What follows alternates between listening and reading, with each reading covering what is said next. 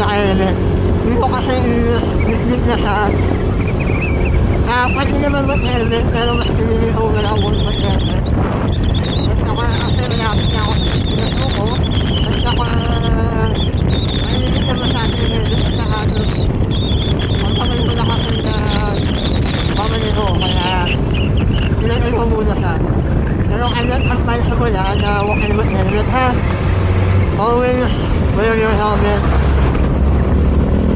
Para maligtas tayo sa accident, di ba?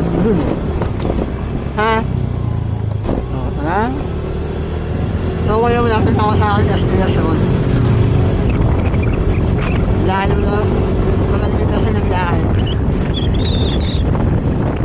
Lalo akong stop-over at kasi kumain, uminom na ako soft drinks. Sorry. Sabi na ilin. Pero malapit na tayo sa aking destination. So, yun lang guys. Okay, so ulitin ko, huwag kayo mag-helmet kayo ha. Kapag kayo ay meron kayong lakad, malapit ba o malayo, kailangan natin yung naka-helmet for your safety. Okay? So,